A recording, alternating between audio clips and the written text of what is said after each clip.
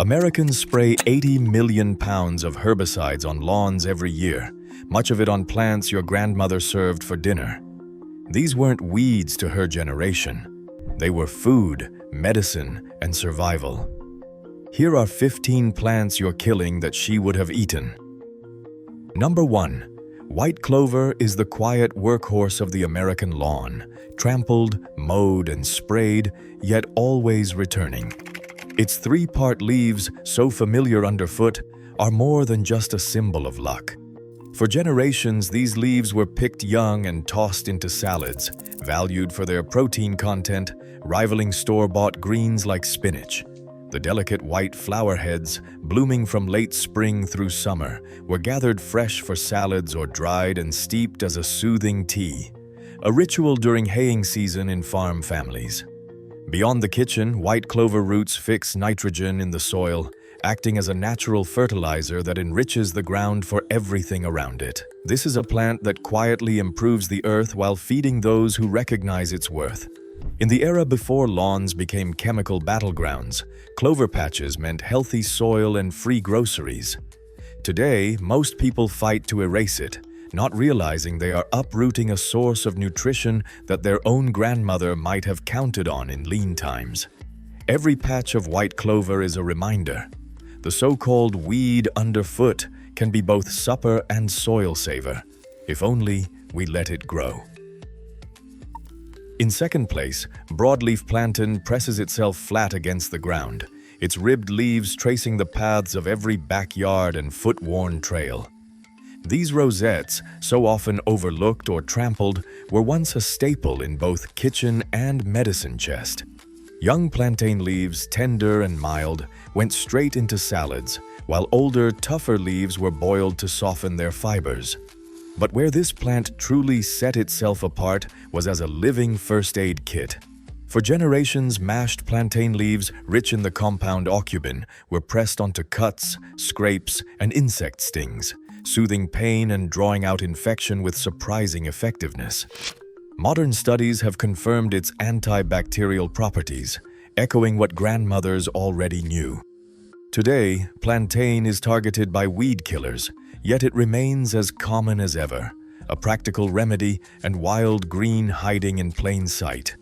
As with all foraged foods, harvest only from unsprayed lawns and wait a month after any chemical use. Third on our list, chickweed is the delicate green that carpets gardens and shady lawns in early spring, just as the soil begins to warm. Its tiny, star-shaped white flowers and trailing mats signal a new season, but most people see only a nuisance to be yanked or sprayed. For generations, though, chickweed was the first taste of fresh salad after a long winter, mild, juicy, and packed with vitamin C and A. Grandmothers would gather handfuls for sandwiches or toss the tender leaves and stems into spring greens, taking advantage of its gentle flavor before the heat made it fade. Eaten raw, chickweed delivers a crisp, almost sweet bite, never bitter or tough. Its sprawling habit means a single patch can feed a family for weeks, yet today it's often doomed to the compost pile. To reclaim this kitchen staple, the only requirement is to harvest from unsprayed ground. Then taste what your grandmother once called the first salad of spring. Number 4. Wild violet brings a splash of color to the spring lawn, its heart-shaped leaves and deep purple flowers peeking through the grass long before the mower arrives. In your grandmother's kitchen, these blossoms meant more than just a pretty face. They were candied in sugar to decorate cakes or simmered into sweet violet syrup and jelly, turning a handful of so-called weeds into dessert. The leaves, often overlooked, are quietly loaded with vitamin C, making them a nourishing addition to early salads when little else was green. Harvesting wild violet is as simple as gathering the flowers and young leaves from an untreated patch, always steering clear of roadsides and lawns recently sprayed. For those who remember, these violets were a taste of spring itself, a gentle reminder that beauty and nutrition can grow side by side, right underfoot. Number 5. Dandelion, stands as the most familiar and most misunderstood plant in the American yard.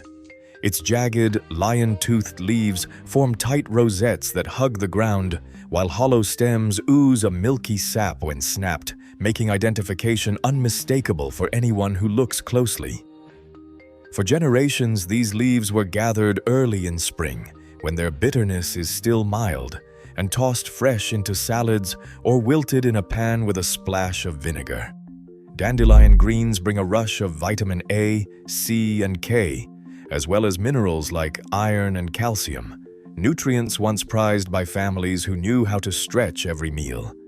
As the season advances, the golden flowers arrive in profusion, each one edible from petal to base. Grandmothers would pluck the blossoms for fritters, stir them into pancake batter, or steep them into a bright, honeyed wine, a taste of sunshine at the end of a long winter. The flavor of dandelion leaves is a lesson in bitterness and balance. Young leaves are tender and almost sweet, while older ones deepen to a sharp, cleansing bite. Managing that bitterness through early picking, a quick blanch, or pairing with rich foods was second nature in kitchens where nothing was wasted. Dandelion's presence in the yard signals more than free food. It is a cornerstone for bees and early pollinators, offering pollen and nectar before most other flowers bloom. Without it, the spring garden is quieter and honey yields drop. Yet today, Americans spend billions on herbicides, targeting dandelion as an enemy, even though its seeds will return with every gust of wind. For those who remember, the sight of a dandelion patch is a memory of thrift and resilience, of hands reaching down, not for the spray bottle, but for supper. In reclaiming dandelion from the list of weeds, we recover a piece of lost kitchen wisdom and restore a vital link in the backyard food chain. Number 6. Lamb's quarters flourished as the wild spinach of hard times, a plant that filled soup pots and bellies when gardens failed. Its diamond-shaped leaves, dusted with a powdery white coating, stand out in any patch of untended soil. During the Great Depression, families gathered armfuls, soaking the gritty leaves in bathtubs before sautéing them with a pinch of salt or adding them to stews. Lamb's quarters deliver more minerals and vitamins than most cultivated greens, offering calcium, iron, and vitamin A in every handful.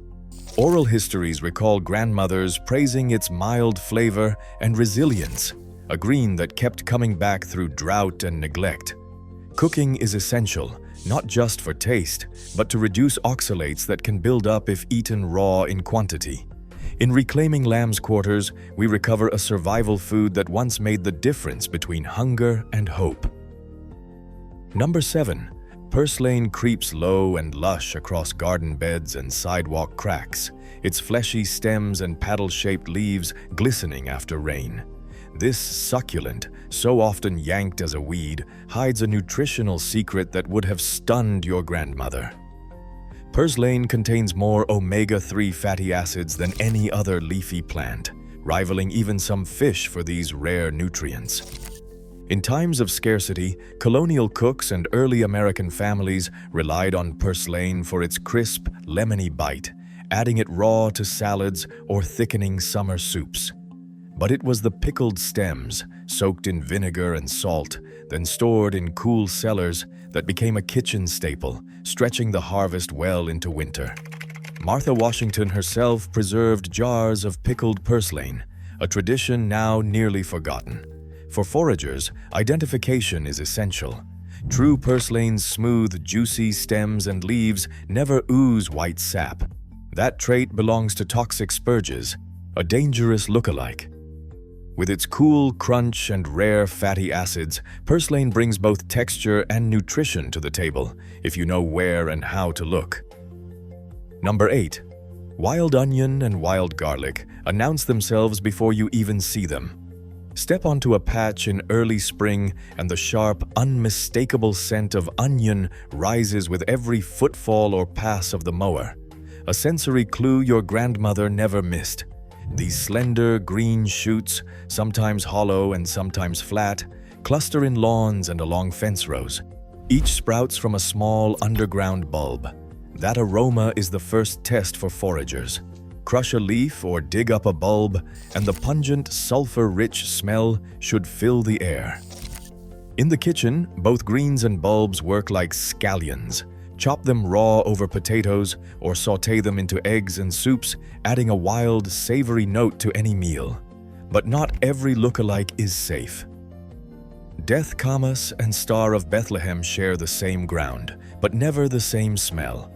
Always confirm hollow leaves and layered bulbs before harvesting.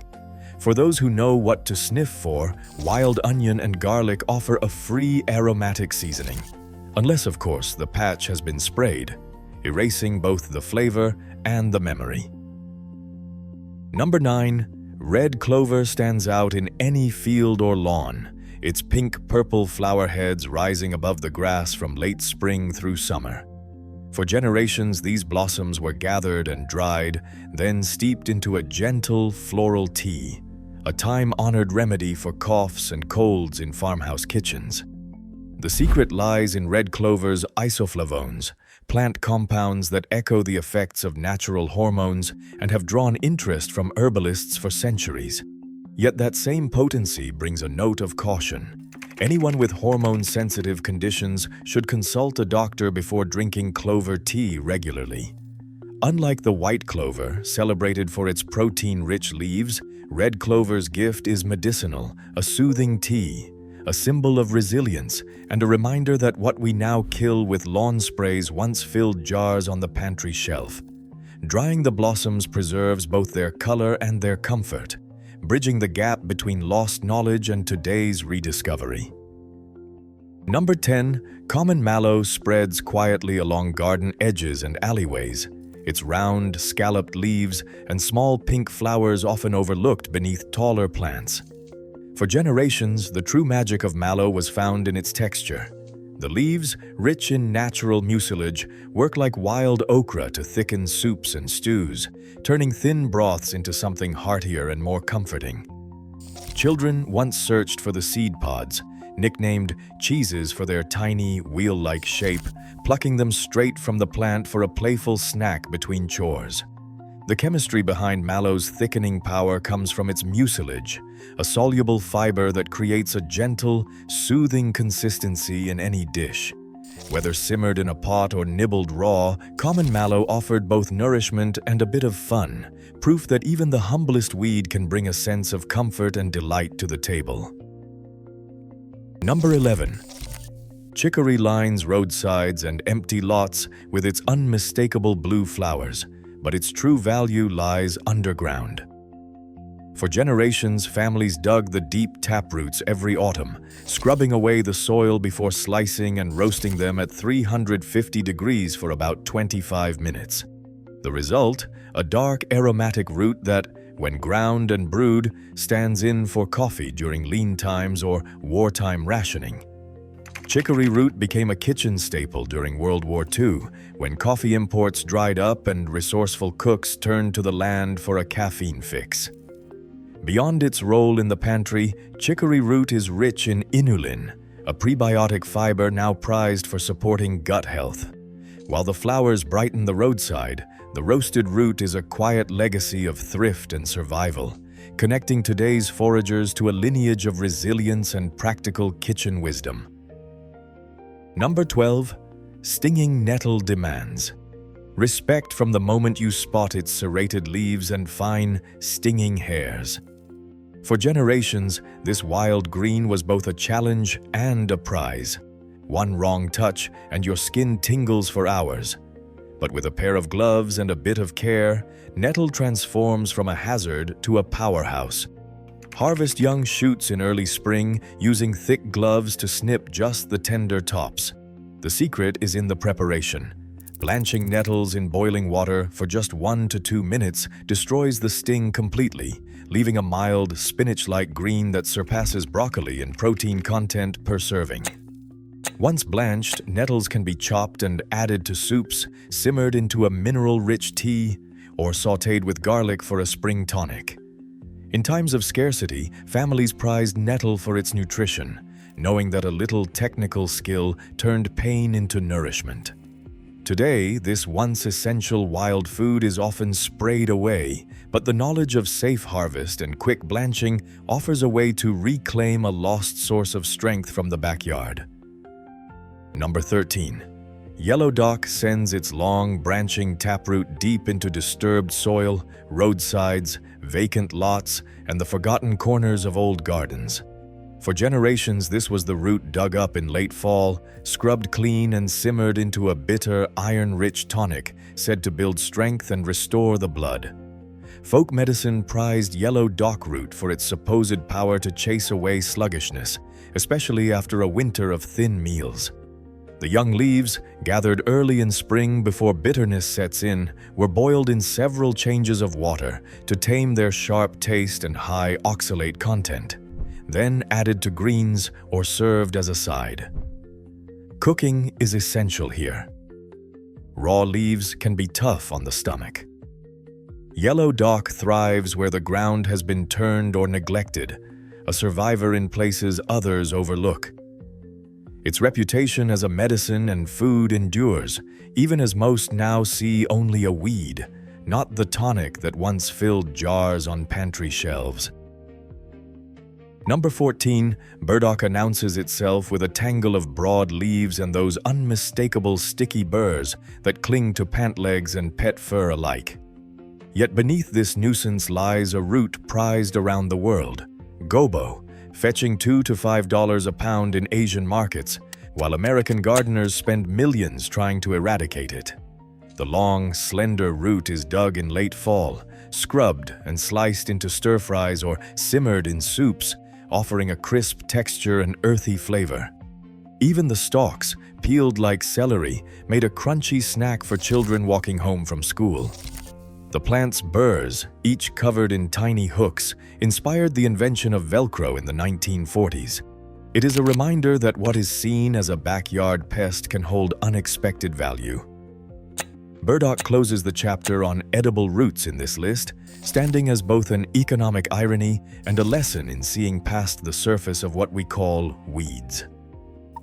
And finally, in first place, dandelion stands as the ultimate example of a plant lost in plain sight. Every yard, park, and roadside holds these jagged leaves and bright yellow flowers, yet most people see only a weed to be conquered. For generations, dandelion meant survival and abundance.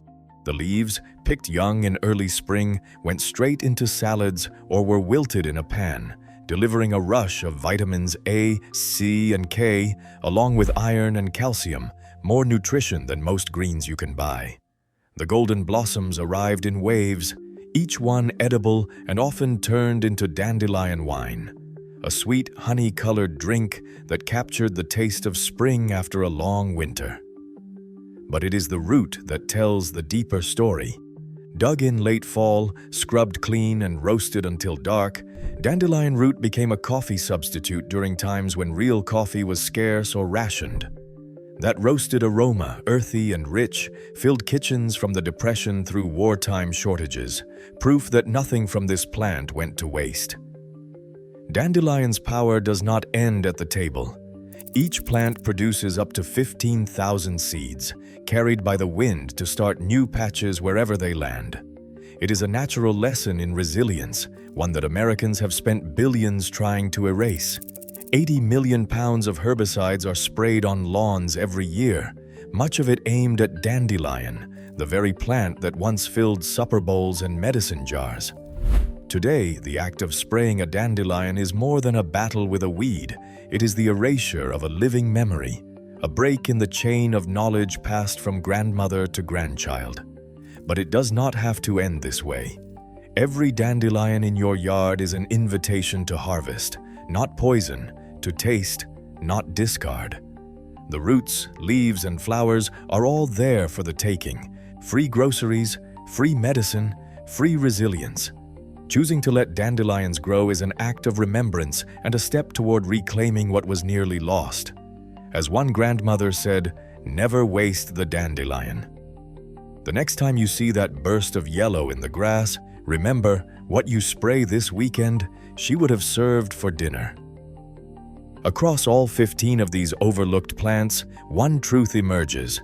What we now call weeds were once food, medicine, and resilience. These wild greens nourished generations, offered free nutrition, and healed wounds. Yet today, 80 million pounds of herbicides erase their legacy each year. The real loss is not just biodiversity, it is the wisdom in our own backyards. Rediscovering these plants is reclaiming a heritage of self-reliance. Thanks for watching. Honor your roots.